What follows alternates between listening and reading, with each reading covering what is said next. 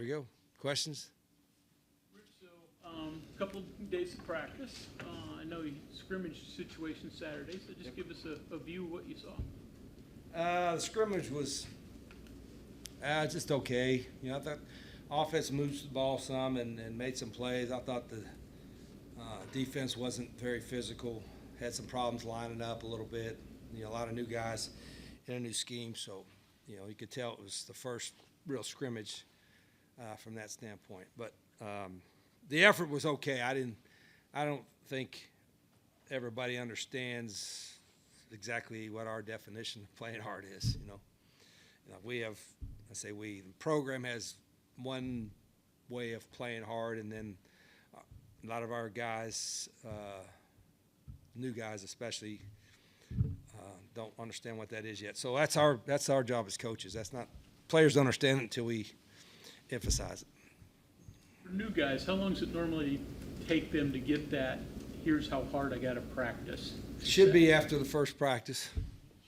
Mm-hmm. So that's my frustration with coaches, that this should be. That was practice 6, I think. Today was 7.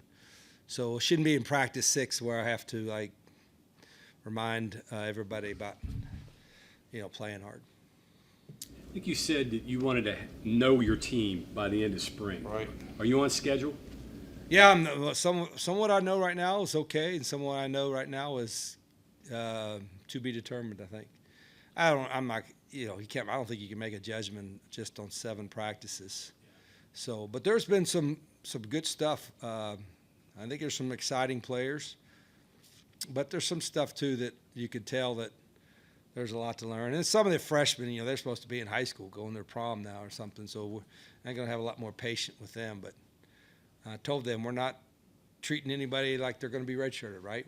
We got to get everybody to play, and we got to get everybody to play as best we can by April 18th, not August 18th. Did you see potential this early, even if they're not yet there? Yeah. Oh, yeah. You can see a lot of potential in certain spots. So that's encouraging. I think, like I said, there's some I think some really talented guys, not just freshmen, but some of the guys we brought in, and I think some of the returning players have a pretty good grasp for what we're doing and expect better play out of them too. We moved some guys around, some different spots that we're returning, and I think it's going to be good moves for them. So there's a lot going on, but there's probably more of an urgency, I think, that we have to find out exactly who's going to be ready now as opposed to August. Normally I would say let's wait till August, but there's more of an urgency for that. Try to find out at least where we're at here in the end of 2.5 weeks. Yeah, because you mentioned wanting to solidify maybe some of the depth chart a little earlier, Right. Not have a full-on position battle, whole team in fall. Are you confident you can get there, unlike last year? I was confident when I started the first practice of spring. 7 practices in, I'm like, oh, we're not going to have this sorted out by then. But I just say that after today. Check back in a week. Give us some insight into the quarterbacks. What do you see good out of them? Where do they still have to grow? Yeah, Scotty's got a little bit of experience, so you can see that at times. But sometimes he's still a young guy. Mike Hawkins has picked up things really well. He's a competitive guy, and he's got a great skill set. I'm really pleased with his progress. Max Brown brings a lot of talent to the table, and you see some good moments for him too. And I like the young kids too. They're young, but sometimes they look like they're young and going to be in high school. So the older guys have done a pretty good job, and we haven't given them a whole lot yet. We've really reduced a lot of stuff purposefully, but there's some skill there for sure. You mentioned exciting guys who's caught your eye thus far, just as someone that you would consider an exciting player. Well, that's a good question. It'd be like, asking me who do you love the most, your son or your daughter, right? I love them all as much as you can love them, But that's the truth. There are some guys that have stepped up a little bit and have shown some things, but there's not been really like, oh, this guy's gonna. If there was a guy that I thought could win a Heisman Trophy this year out of the freshman class, I'd probably tell you, but I don't know if anybody in the country has that guy.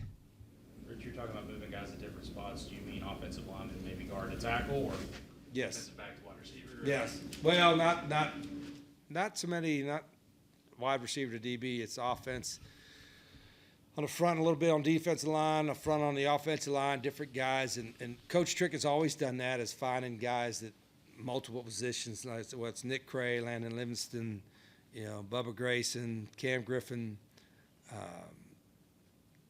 even Kevin Brown, Malik Agbo. Just about every one of those guys are going to be able to, where he's training in multiple positions. And to me, that's probably been the biggest progress we've made so far. Is we weren't able to do that last year. It was the first year for everybody. This spring, Trick's done a good job of moving some guys around and trying for us to try to find our best, 8 to 10 there. Rich, you said defense is still a work in progress. Again, so many new guys. You have pieces. What do you think of your defense? Yeah, I think we're athletic. I like our athleticism. We got a little bit more length in the secondary, but again, I have to remind our coaches that even though it's the second year, it's not really the second year for a lot of them. It's the first year for a lot of them. So I'm more worried about the fundamentals, getting better fundamentally, and trying to find out who's going to be able to help us win. I like their competitiveness, but they're still learning how to practice too. I get frustrated when sometimes it's tag, sometimes it's stud, and sometimes it's like live, and learning how to practice. That's an everyday thing, and I shouldn't have to do that. That's why I'm frustrated today. We're still learning how to practice. Shouldn't have to teach that. That's not on our guys. It's on us as coaches.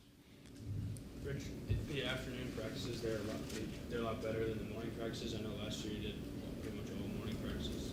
Well, we had to last year because the schedule was already made, academic schedule. And I've practiced in the morning before. I think maybe when I was at another place, we went in the morning because of the heat and we'd have an indoor. But I prefer, when we play games at 7 a.m., I'll start practicing at 7 a.m. When you talk about like the lack of practice, is that like a stamina thing, or is that not willing to know the plays, or What's that? Like when you talk about with the practices, is that like a lack of like stamina, or is that a lack of like miscommunication with plays? Like what do you think like the reason behind it is with like The reason behind what? like the difficulties in practice you said you've had in practice 7 compared to practice 1? Oh, well, no, it's just I guess I expect more progress quicker. I don't have a lot of patience. I don't have it's not a very good trait. I need to have more patience. You know what I mean? But my patience runs really thin and so I would expect us to have been further along, in practice 7 than we are. But if I probably would have said that last year and 2 years ago and 10 years ago, you know what I mean? So that, I shouldn't, my point is to our players and our coaches, we shouldn't have to repeat ourselves. We're going to make a whole bunch of new mistakes tomorrow or the next practice. We shouldn't be having to correct the same ones over and over. And not just player standpoint, but coach's standpoint. I shouldn't have to, whether it's myself, or the coaches, or the players. I mean, you're going to make mistakes every day. That's part of the deal. But you got to learn from them and move on to the next batch of mistakes that you're going to have to make. Rich, in evaluating that, is more of it fundamentals, technique, things like that? Uh-huh. Or is there a lack of somebody just standing out and making a play, a big catch, a big block, whatever? What's the balance there and what you're seeing that might be lacking? Yeah, I guess a little bit of both. I mean, I think, again, this is all coaches. It's human nature to I guess not be as think they got the fundamentals down because some days you think, okay, they got the fundamentals down, and the next day you see that they don't. So you have to always make sure that part never wavers.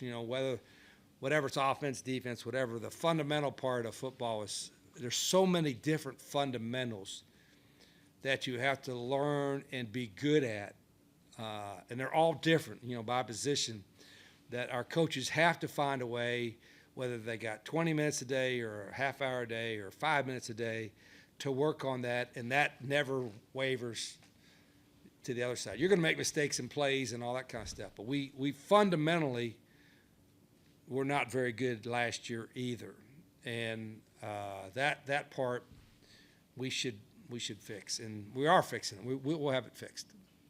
I think it was Cutter. I think we were talking to him last week. He said there were more guys that love to play football in the group, and that was coming from a player. Are you satisfied with that, with the group that you put together? I think so. I like, there's, guys they're showing up on time. Well, they ain't got no choice, but I don't have guys that are like not engaged in practice. There's some of that, which I'm kind of a stickler on, because every play we got so many people out there. We got down and distance and yard markers. We got officials. There's no reason why we shouldn't be engaged. So I had to remind them of that. And they're not terrible with it, but my expectation of how engaged you are in practice is over the top. In other words, there could be, like I said, there could be a bomb going off behind me. I'm worried about the next play.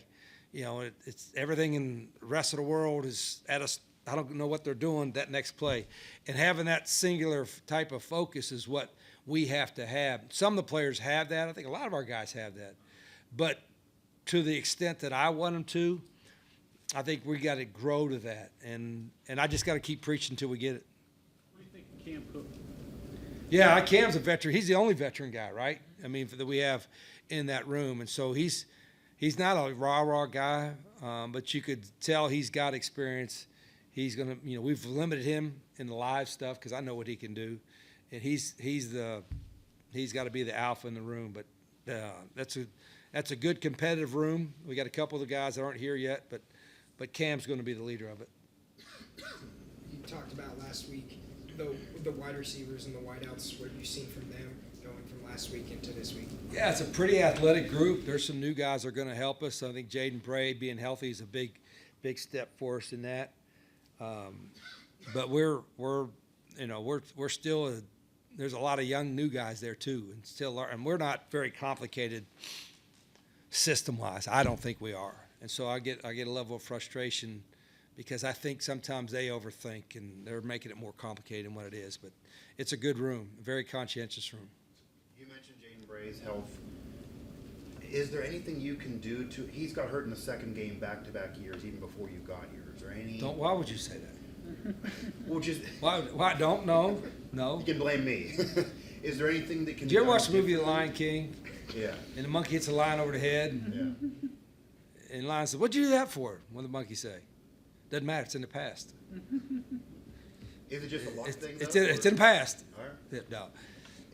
You know what I mean? Like, is there any? I think there was something that was maybe hard to detect. It lingered a little bit with Jaden. An injury maybe. I'm not exactly sure. It was a really difficult thing. Our medical staff is really good.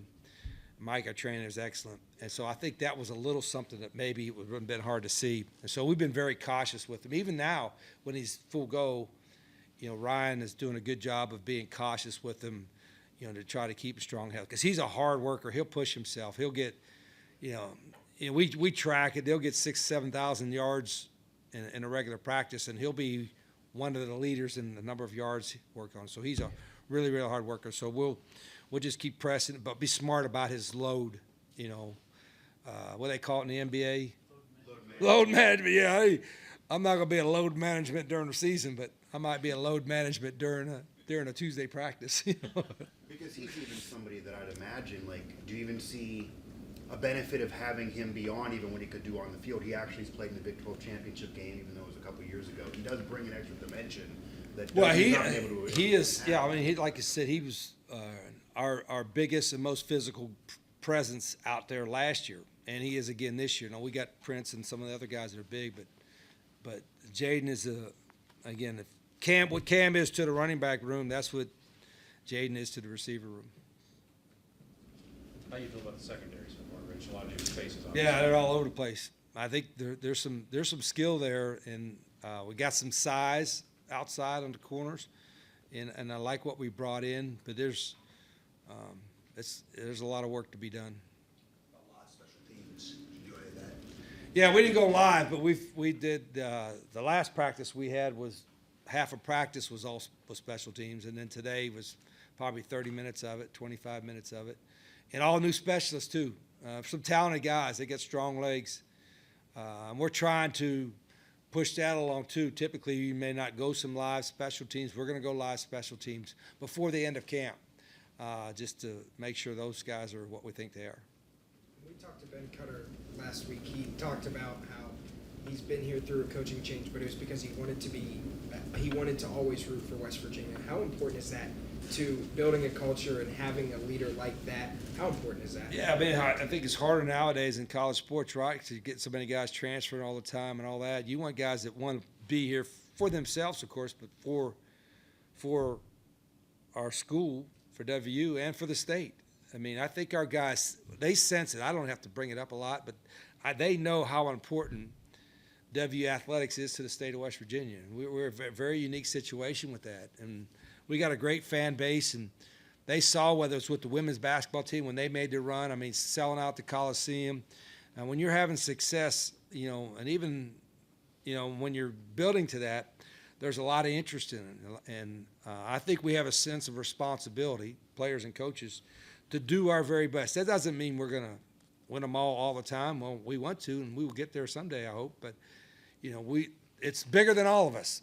And I think the more I can tell our players, that helps. But they sense it. There were some other places that, you have to overemphasize it when you're around them, because once they get out of your building, they never hear about it. Well, our guys are going to, whether they're going down to the store or going to class, they're going to know they're a West Virginia football player and what the expectations are. So I think it's great, and I know our players appreciate the interest in our program. With practice now, I guess for what you've got left, do you work in more team for the rest of practice? Is that how you script it? No? Well, I'd like to. Yeah. I wanted to do more team the second half of spring than the first half, but because our fundamentals are lacking, we're going to have to continue to do it kind of half and half until we get to that point. Rich, you mentioned your patience. How much has that changed or fluctuated due to what's happened in collegiate athletics in the last 4 or 5 years? I don't think for me, it's not been any different. It's been 1990 at Glenville State College. It's not, the sense of urgency has always been the same for me. So it doesn't matter. And whether I'm in the first year of the program or the 7th year of the program, whatever, it's going to be there. But, I want everybody else in our program and everybody that supports us. I mean, we have great support, and it's tough nowadays with all the stuff that's going on, but we're going to ask for more support because everybody wants to win, and nobody more so than people in our program.